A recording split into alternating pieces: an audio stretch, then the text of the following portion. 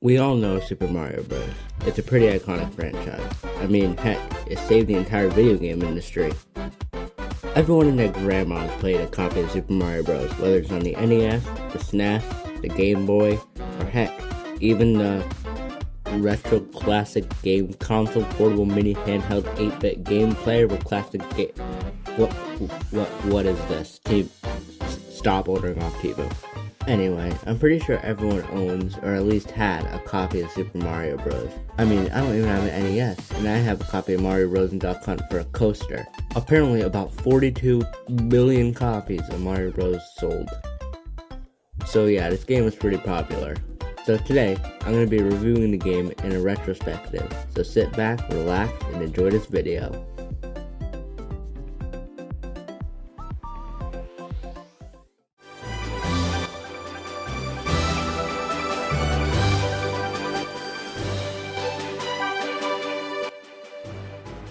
Being the first game in the series, Super Mario Bros. Established a whole foundation.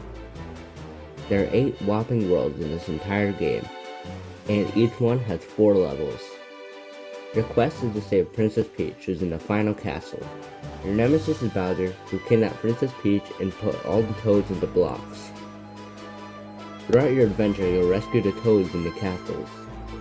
It may seem cliche now, but back then this was a pretty good story for a 1985 video game. That's basically the entire overview of the game. It's pretty simple to understand, and that's why a lot of people like it. And now we'll get on to the content of the game.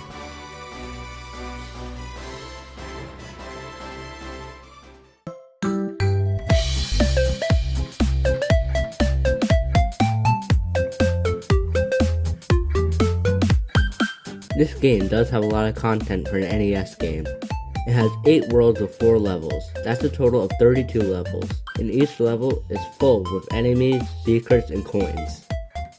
This game also introduces very iconic enemies such as the Goomba, Koopa Troopa, Cheep Cheep, Blooper, and Piranha Plants. There's even secrets like warp zones and secret pipes to lead you to underground areas with caves. There's also power-ups. There are 3 power-ups. The Mushroom, which turns Mario big and gives him an extra hit point, the Fire Flower, which when pressing the B button you can shoot fireballs, and the Star. The Star makes Mario completely invincible to any attack. There's also a 2-player mode, which you can play as Luigi. Overall, this game has a pretty good amount of content for being the first game in the series on the NES. This game will keep you busy because it's kind of challenging once you get to the later worlds.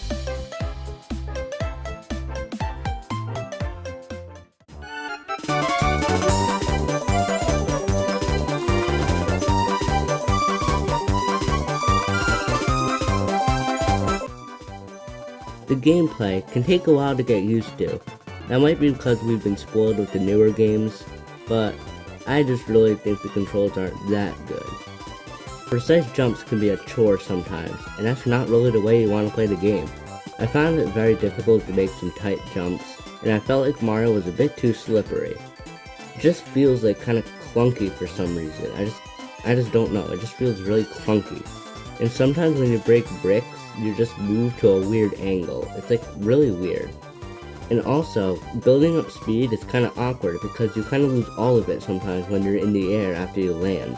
While I do think the controls are a little unnatural, they're just the way the game was made, so I mean, we've been spoiled with the newer games having like mastered controls, so overall in this game the controls are pretty decent. I wouldn't say the best, but they're certainly not like the original Mario Bros. Those controls were atrocious.